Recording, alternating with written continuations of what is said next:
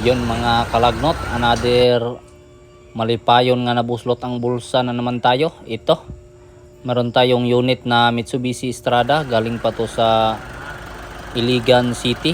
Ayan, so ang problema niya dito ay okay naman yung andar, kaso tingnan natin dito sa loob. Ayan, so bali ang problema niya ay nakailaw yung sign ng pitaka. Ayan, kita nyo naman yung sign ng pitaka na yan. So kapag ganito yung sitwasyon ay kailangan nating gamitan to ng mahiwagang bulang kristal. Ayan, ito yung bulang kristal natin. Kita natin yung trouble code, baro map sensor low, at saka yung isa. So ito yung pinaka problema, map sensor daw. Dito ay sinubukan kong burahin yung trouble code natin kung mawawala ba yung sign ng pitaka. Yan, so kita natin na hindi siya nawala, nandyan pa rin.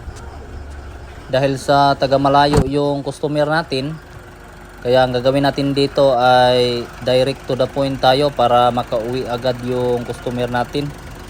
So hindi natin kailangan na patagal-tagalin pa to. Tirahin natin agad tong map sensor nya. Ayan, ito yung map sensor natin na nagka-alarm. So ang gagawin natin ay gamitan ng lagnot dalaibot. So kapag ganito yung trouble code, dapat niyong masigurado na okay yung hose ng vacuum. So itong hose na to papunta dyan sa kanyang may intake.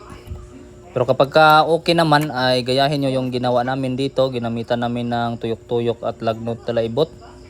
Ito yung sensor natin ng map. Ayan, so ang gagawin natin dyan, palitan natin ng bago. Ayan, kita nyo yung nasa silupin, iningkit-ingkit ng kasama ko. Ayan, parang nag-abri na naman ng super crunch. So ito yung sensor natin, brand new to. Ayan, so kita nyo naman na magkaparehas lang siya ng mukha. So parang kambal lang din siya. So tuwad-tuwa rin ng kunti para malaman kung same ba talaga yung kahimtang niya. So dahil sa okay lang naman ay ayan, kinabit na natin at nakatingin pa talaga yung mga customer natin. So inaabangan niya talaga tayo kung ano ba yung gagalawin natin dito. Baka mapunta tayo sa gulong. Oo, siyempre may posibilidad talaga na mapunta tayo sa gulong, lalo't low power yung ginawa natin. Pero buti na lang at dito tayo napadpad. So ganun naman talaga yung patsamba-tsamba natin. Ayan, kita nyo naman na ganun lang siya kabilis, ganun lang siya kadaling ikabit at tanggalin. So ngayon ay dito na tayo sa loob at nang magkaalaman kung tumama ba yung tsamba. So gagawin natin ay paandarin natin agad. Ayan, redondo matski. Yan, so kita natin na nakailaw pa rin yung sign ng pitaka kahit na bago na yung sensor natin. So gagawin natin ay burahin natin dito sa bulang kristal. Ayan, so bilangan natin 1, 2, 3, go. Yun, so kita natin na nabura yung pitaka.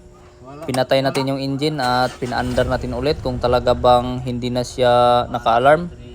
Yan, so pasukin na sa diha matski o RPM kay aron mo dako-dako na imong libor kay dali ra ba kay ning trabaho So kahit na ganun lang kadali yung trabaho ay nagbigay pa rin ng 1,000 na tip yung may-ari.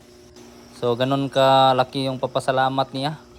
Kahit na mahal tayo maningil ay nagbigay pa ng 1,000 na tip. So hanggang dito lang tayo. Maraming salamat. God bless.